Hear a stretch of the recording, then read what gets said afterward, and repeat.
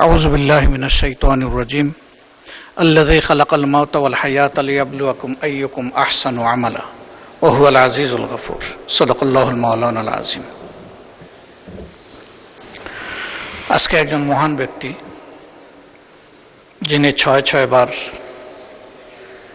এই পার্লামেন্টের সদস্য নির্বাচিত হয়ে জাতীয় গুরুদায়িত্ব পালন করেছেন, যিনি মহান পার্লামেন্টের স্পিকার ছিলেন, যিনি অস্থায়ী রাষ্ট্রপতি ছিলেন, আইন অঙ্গনের একজন তারকা আইনজীবী ছিলেন। আজকে তিনি দুনিয়া থেকে বিদায় নিয়েছেন। আমি সূরা মুলকের দ্বিতীয় আয়াতটি এখানে তেলাওয়াত করেছি। আল্লাহ রাব্বুল আলামিন এই আয়াতে সমস্ত মানব জাতিকে স্মরণ করিয়ে দিয়ে বলছেন, আল্লাযী খালাকাল মাউতা ওয়াল হায়াত, তিনি সেই মহান সত্তা যিনি তোমাদেরকে মৃত্যু এবং জীবন উপহার দিয়েছেন। আগে মৃত্যুর কথা বলেছেন আল্লাহ তাআলা, লিয়াবলুয়াকুম, যেন তিনি তোমাদেরকে পরীক্ষা করতে পারেন। আইয়ুকুম, তোমাদের মধ্যে কে আহসানু আমালা, সুন্দর চরিত্রের অধিকারী, উত্তম আমলের অধিকারী। ওয়াহুয়াল আজিজুল গফুর,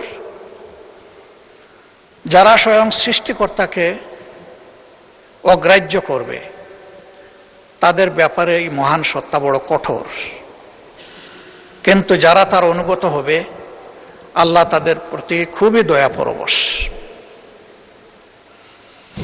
এই আয়াতে আল্লাহ তাআলা আমাদের সকলকেই স্মরণ করিয়ে দিয়েছেন যে কোনো উদ্দেশ্যহীনভাবে আমাদেরকে তৈরি করা হয়নি। উদ্দেশ্য একটাই, ভালো কাজ করা। আর ভালো মানুষের পরিচয় আল্লাহ নবী বলেছেন, খায়রুন নাস মাইয়াউন নাস, মানুষের মধ্যে সেই উত্তম যে মানুষের কল্যাণে লেগে থাকে। আমি এই মহান ব্যক্তিকে গভীর শ্রদ্ধায় স্মরণ করছি। তিনি পেশাগত জীবনে এবং রাজনীতিবিদ হিসাবে তিনি সফল এবং কালারফুল। স্যান্ডেলিনা সো, রূপচর্চায় আভিজাত্য। ব্যক্তি এবং দল হিসাবে আমি এবং আমরা তার ক্লায়েন্ট ছিলাম, বিশেষ করে আমাদের কষ্টের দিনগুলোতে ফেসিবাদী আমলে। আইনের জাতাকলে যখন আমরা পিষ্ট, তখন প্রায় আমরা তার কাছে যেতাম, দ্বারস্থ হতাম। তিনি গুরুত্বপূর্ণ পরামর্শ দিয়েই শুধু আমাদেরকে তার কাজ সারেননি, বরঞ্চ আমাদের মজলুম নেতৃবৃন্দের পক্ষে তিনি আদালতে বারবার দাঁড়িয়েছেন। এরকম তো আরো অনেকেই দাঁড়িয়েছেন, কিন্তু তিনি একদিক থেকে ভীষণ ব্যতিক্রম ছিলেন। প্রথমবার থেকে আমরা চেষ্টা করেছি কৃতজ্ঞতা স্বরূপ তাকে কিছু ফি দেওয়ার। শেষ পর্যন্ত আমরা এই কাজে সফল হইনি। তিনি বলতেন, এটা আমার নৈতিক দায়িত্ব, এটা আমার জন্য সুযোগ।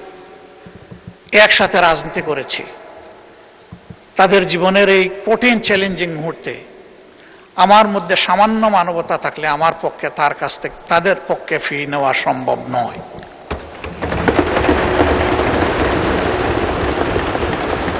তার এই অবদান স্মরণ করে আমার চোখে পানি আসছে। আমরা তার ঋণ পরিশোধ করতে পারবো না।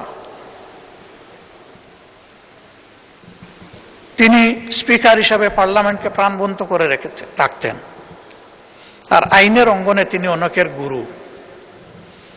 তার চলন বলন সব কিছুই ছিল শিক্ষণীয়। কিন্তু এরপরে তিনি মানুষ, কোনো মানুষই আমরা ভুলের ঊর্ধ্বে না। মহান রবের দরবারে দোয়া করি, আল্লাহ তার এই বান্দাকে তার ভুল ত্রুটি ক্ষমা করে দিন। তার কোনো গুনাহ থাকলে আল্লাহ তাআলা নেকিতে রূপান্তরিত করে দিন, এবং আল্লাহ তাআলা তার এই অনন্ত সফরে নিজেই তার সঙ্গী হিসাবে উত্তম ফেরেশতাদেরকে নিয়োজিত করুন। কবরের জিন্দেগিতে আল্লাহ তাআলা তার কবরটাকে জান্নাতের নূর দিয়ে প্লাবিত করুন, প্রশস্ত করুন। শিলা, বরফ এবং পানি দিয়ে আল্লাহ দৌত করে তাকে বেগুনা করে দিন। তার কবরের সাথে আল্লাহ রাব্বুল আলামিন তার প্রিয় জান্নাতের একটা মায়ার জানালা খুলে দিন। তার পরিবারের সম্মানিত সদস্যবৃন্দ, আপনজন, প্রিয়জন এবং তার রাজনৈতিক সহকর্মীবৃন্দকে আল্লাহ তাআলা উত্তম সবর করার তৌফিক দান করুন। এই সমস্ত মানুষদের জীবন থেকে আমরাও যেন অনুপ্রাণিত হয়ে নিজেদের কর্তব্য নির্ধারণ করতে পারি। আল্লাহ আমাদেরকে সেই তৌফিক দান করুন। আমরা একটু পরেই বিসমিল্লাহি আলা মিল্লাতে রাসূলিল্লাহ বলে মহান আল্লাহর কাছে তাকে সমঝে দেব। মাটির একটা পর্দা দুনিয়া থেকে তাকে বিচ্ছিন্ন করে ফেলবে। সেই সময় মহান আল্লাহ যেন নিজেই তার সঙ্গী হয়ে যান, সেই দোয়া করছি। আমাদের সবাইকে আল্লাহ তাআলা ক্ষমা করুন। এই সংসদে অতীতে যারা স্পিকারের দায়িত্ব পালন করেছেন, আল্লাহ তাদেরকেও ক্ষমা করুন। এখন যারা জীবিত মৃত আমরা আছি, সবাইকে আল্লাহ ক্ষমা করুন।